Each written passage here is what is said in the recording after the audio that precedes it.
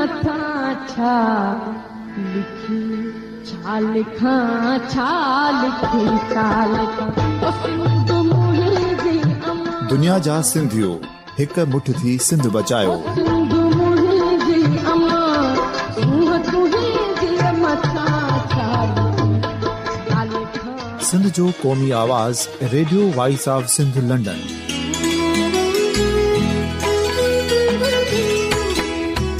Radio voice of Sindh London पंहिंजी नशरियात में सिंध जी सियासत, समाज, इक़्तिसादियात, तारीख़, क़ौमी उमंगुनि ऐं अख़लाक़ियात मुतलिक़ सिंध जी हक़ीक़ी तर्जुमानी कंदे प्रोग्रामनि खे असराइतो बणाइण लाइ सिंध जे घण घुरनि ऐं धरतीअ सां प्यार कंदड़ अदीबनि, दानिशवरनि, सहाफ़ियुनि, उस्तादनि, वकीलनि ऐं हर तबिके जे मानवारनि सजणनि खे सिंध में शऊरी इनकलाब लाइ सहकार जो सॾु ॾियूं था।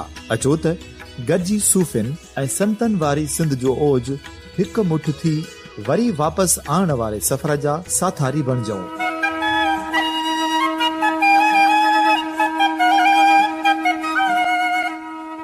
हिकु नए सुबुह जी शुरूआत जो पड़ाॾो घर घर, ॻोठ ॻोठ ऐं शहर शहर ताईं पहुचायो। शाल सिंध आबाद ऐं खुशहाल थिए, सिंधी माण्हू सुखियो ऐं सताबो थिए।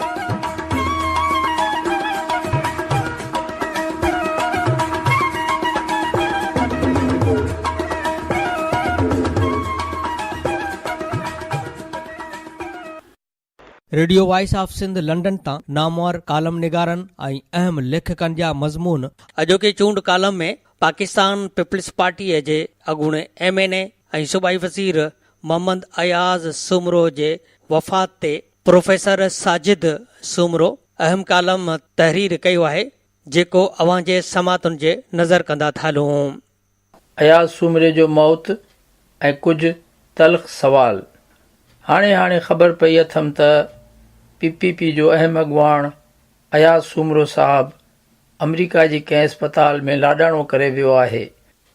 यकीनन हिकु इंसान जे विछोड़े ते फितरी तौरु ॾुख पहुचे थो, पर हर हिकु इंसान जी मौत पुॼाइणा उन्हनि जी समाजी रुतबे ऐं उहिदे जे एतबार खां मख़सूस ज़िम्मेवारीअ वारी ख़सूसी मसनद जे करे संदसि मशरूत एहतसाब जो बि समाज ऐं तारीख़ अंदरि सवाल उथे थो, जंहिंजी मज़हब ऐं बिलख़सूस क़ुरान शरीफ़ बि गवाही थो ॾिए।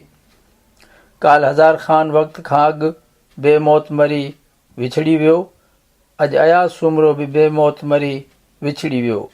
पर सवाल इहो आहे त ही जागीरदार तबिके जा पीर, मीर, वॾेरा, बोहतार, मिनिस्टर, MPA ऐं MNA आख़िर पंहिंजी ज़िंदगीअ में वतन खे, क़ौम खे, इंसान खे यादि छो नथा कनि।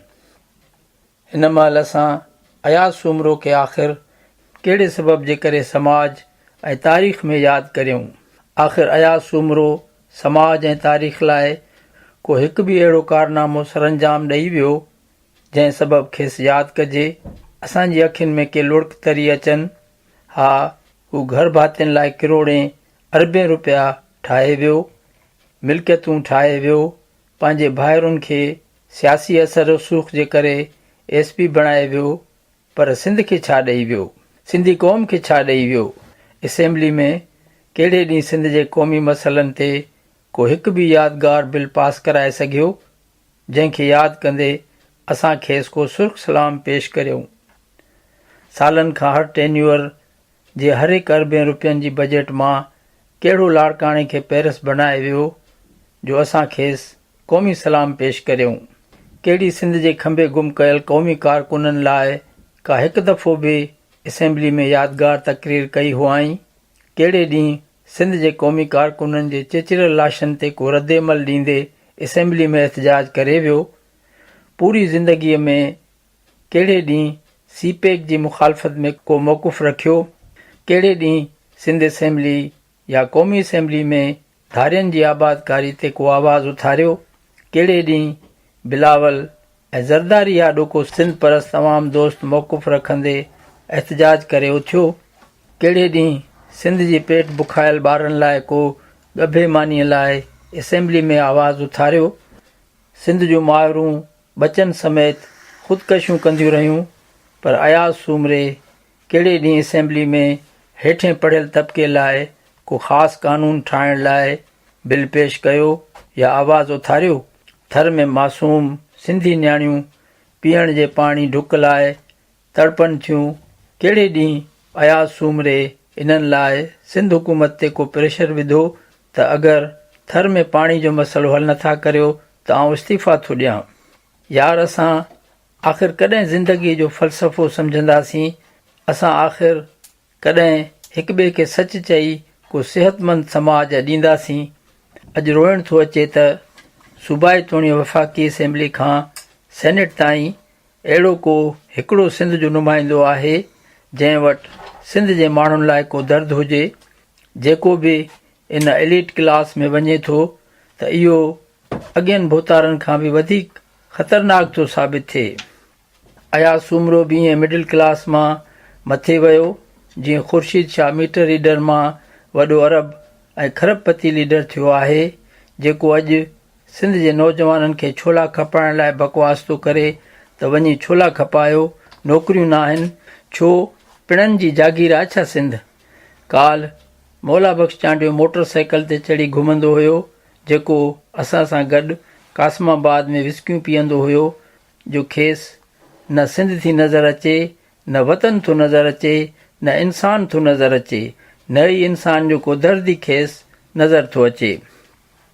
अॼु इन ई मौला बख़्श चांडे सां मूं जहिड़े पुराणे दोस्त जी मुलाक़ात बि नामुमकिन आहे त आम माण्हू सां ई ठग कीअं मिलंदो ऐं कहिड़ो आम माण्हू जो कमु कंदो। बसि हिननि ठगनि जे अॻियां ऐं पोयां सवें करप्ट ठेकेदार, करप्ट ऑफिसर ऐं करप्ट टेंडर क्लार्क मौजूदु आहिनि, छो त ही सभु गॾिजी अवामी बजट जो ॿेड़ो था ॿोड़िन।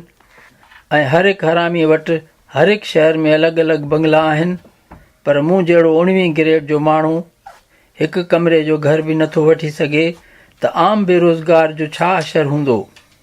पर आख़िर छो अहिड़ो कहिड़ो असेंबली मेंबर थियण ते माण्हूअ जो मथो ख़राबु थी थो वञे जो खांउसि इंसानियत मोकिलाए थी वञे, एतिरे ताईं जो खांउसि मौत बि विसरी थो वञे त यार मरणो बि आहे। को त वतन, क़ौम ऐं इंसान लाइ कमु कजे, रुगो ज़रदारी जी कमदारी त न कजे। कयूम सूमरो काल रुस्तम शिकारपुर जे हिकु नंढड़े ॻोठ जो मोटर साइकिल ते चढ़ी घुमंदड़ आम रिवाजी डॉक्टर हुयो, पर कराची सेंट्रल जेल में अहिड़ी का ख़ासि ज़रदारी जी ख़िदमत कयई जो हाण जो उहो ज़रदारीअ जो ठेकेदार लॻो थो वते, जेको अरबा रुपया रोक खणी कंहिं महिल कोयटा जा मेंबर थो ख़रीद करे त कंहिं महिल KPK में मेंबर ख़रीद करण लाइ पहुची थो वञे। हिन करप्ट मिडिल क्लास जे नव दौलतुनि जो को एहतसाब करण वारो कोन्हे त रातों राति अवां कीअं अरबपति थी विया। सो मूंखे केरु केतिरियूं बि गारियूं ॾे, पर लिखबो सच त ही सिंध जो असेंबली मेंबर, ही अवामी नुमाइंदो असल में अवाम जो सौदो करे, क़ौम वतन जो सौदो करे, ज़ाती अयाशियूं करे थो, घर भातियुनि लाइ अरबें रुपयनि जी मिल्कियत ठाहे थो, पर वटसि इंसानियत जो, क़ौम जो, वतन जो ज़रो बि अहसासु नाहे। इन करे आउं इन्हनि जी मौत ते बि इन्हनि खे माफ़ नथो करे सघां। ही तारीख़ जा मुजरिम आहिनि, ही अयाज़ सूमरो बि तारीख़ जो मुजरिम आहे। असां खेसि कंहिं बि सूरत में माफ़ नथा करे सघूं। अञा अयाज़ जो लाश दफ़न बि नाहे थियो, ॾिसां कीअं थी खेसि हराम जी मिल्कियत मुंहिंजी तनक़ीद खां बचाए सघे, जंहिं कारण हिन वतन, क़ौम ऐं इंसानियत खे बि विसारे छॾियो, मौत खे बि विसारे छॾियो।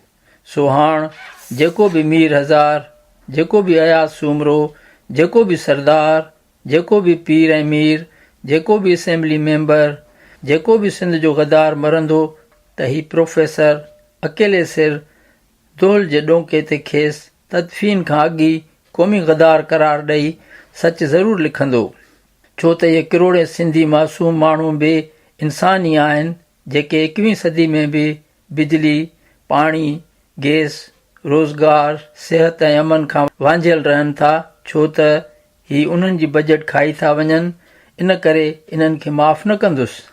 जीअं तारीख़ बेरहम थींदी आहे तीअं मूंखे बि बेरहम थियणो पवंदो। हिन जो लाश लंदन या न्यूयॉर्क मां थो मोटे, पर मां हिन ज़लील निज़ाम जे करे पंहिंजे मिठड़ी अम्मा जो लाश सिर्फ़ चंद लख रुपया न हुअण करे कराचीअ मां खणी मोटियो होसि, छो त मूं वटि एतिरा पैसा कोन हुया जो मां अम्मा जो आगा खान इस्पताल में वक़्ताइतो ऑपरेशन कराए सघां हा। ऐं अम्मा मुंहिंजे हथनि ॿाहुनि मां हली वई, पर मां कुझु बि न करे सघियुसि छो त मूं वटि पैसो कोन हुयो। ईअं रोज़ मुंहिंजी जीजल सिंध जे केतिरनि ई माउरुनि जा लाश वापसि था अचनि जिन वटि इलाज जा पैसा न आहिनि। रोज़ केतिरनि न्याणियुनि जा लाश था घर मोटनि जिन जे भाउरनि वटि भेणुनि जे इलाज लाइ पैसा न आहिनि। छो ई 70 सालनि जी बजट में हर हिकु तालके हेडक्वार्टर अंदरि हिकु आगा खान लेवल जी सरकारी ख़र्च वारी अस्पताल बि नथा ठाराए सघनि। सो मां जॾहिं कंहिं एलिट क्लास जो मौत ॾिसंदो आहियां त मूंखे को रहम नाहे ईंदो, अचण बि न खपे, छो त असांजो क्लास कीअं चिचलाए चिचलाए जीए ऐं मरे थो। इहो दर्द कॾहिं को असेंबली मेंबर सम्झी नथो सघे। हिननि खे जीअं वणे तीअं जीअनि, पर हिननि जी मौत जो ॾींहुं असांजो ॾींहुं आहे। इन ॾींहुं हिननि खे इहो सच चइबो जो संदन सॼी ज़िंदगी सुवाल या निशान बणिजी रहिजी वेंदी। असां लाइ अज़ीम उहो आहे जेको इंसान लाइ जीए, इंसान लाइ मरे, जेको सिंध लाइ जीए ऐं सिंध लाइ मरे। सिंध अवल, सिंध आख़िर। मुंहिंजी धरती जो को गासिब, को बि गद्दार न बख़्शियो वेंदो। प्रोफेसर साजिद सूमरो। अवां जी समातुनि ताईं radio voice of Sindh London